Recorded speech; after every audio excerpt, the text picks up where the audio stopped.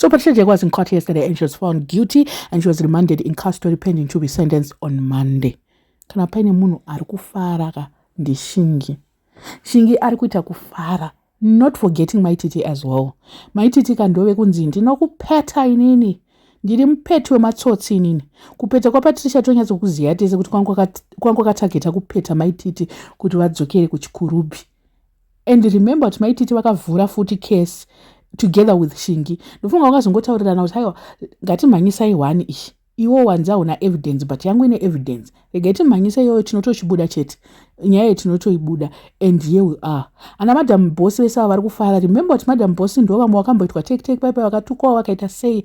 Ipo paya ndo paningatanga kutoona kuti haiwa mentally sisa vasi right, she's not okay because dai vari mumwe munhu ka vanenge vasinganetsana nemunhu wese kudaro vakatanga kuburitsidza Madam Boss vachita kunge vane proof zvototi Madam Boss dai vaida kuvasungisa sisa vanenge vakatovasungisa kudara. But Madam Boss haasi munhu anoda izvozvo stereke. Shingi is a good woman and I know munhu anoregerera.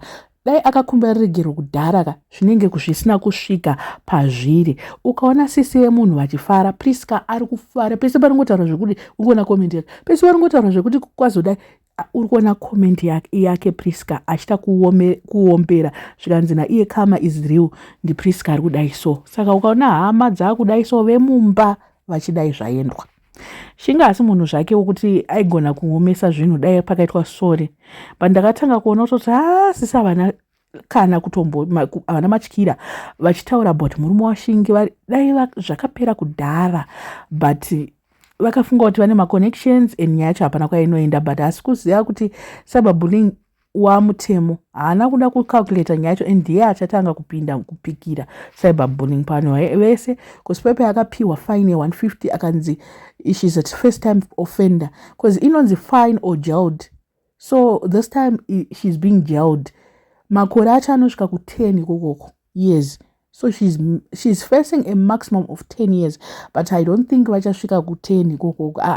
I think vanogona kumurerutsirawo kuti zvegore 2 kana 6 months. I don't think vanomupa makore akawanda but the evidence was overwhelming. Sisi vakatanga kuti it's AI zvimwe zvinhu vachitadza muswetesi hanzi vaizvipiringisha zvekuti hanzi munotonzwa kuseka mukanzwa zvaitaurwa nasisi vakati it's AI it's what vachidaira majaji vachidaira chisvikanzi akana kuna zvakadaro AI yekuita sei ndopaunonyatsoona kuti munhu chingoti vakangwara pasocial media vachi ndokupeta vachiudzana Maititi kuti jailbird iye ndiye jailbird as I speak.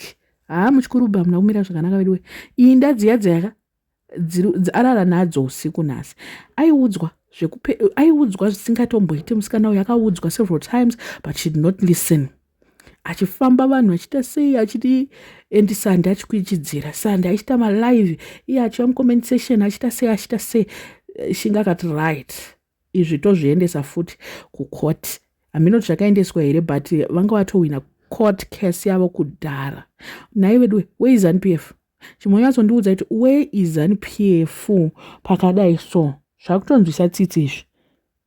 She got carried away with fame and tarisai kuti vanhu vacho vaionerwa navo vari kupi. Vanhu pafoni woonerwa navanhu pafoni vanokuichidzira vachikukwiddzira vachikuomberera moto vachikuomberera maoko and ndakaona zvangu kuti mazuva ano malikes anga adzikira anga kuti akaposta so aitoona ma80 likes ma20 likes otoshati hey hakusisina kumira zvakanaka. Sandi wake nezuro haana kuita live taifunga kuti achaita live sezvavakaita musi Thursday vakati isusu tatowina isu hakuna nyaya hakuna tikafunga kuti pamwe zviri nani.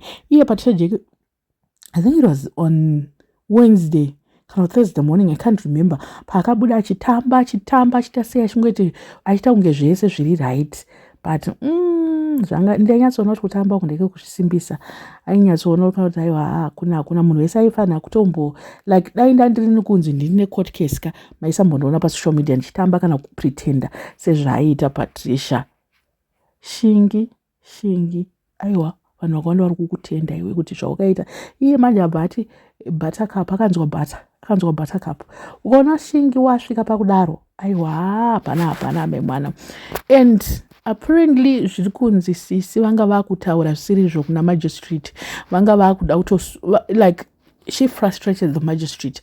Munoziva noise yaiye anoita achipopota voice iri pamusoro. Mumaziva malaive ake aita achikakamira iye mamaziya. Hanzi akatanga ipapo kupopota kuita sei achiti hameno zvaakatanga kungoita. She was being dramatic. Hanzi akatanga kuchema kwakutanga kuti Shingi ndakakutadzireiko. Handobva atanga kuchema bva atanga kuti kuna magistrate you're not fair nezvamuri kuita izvi.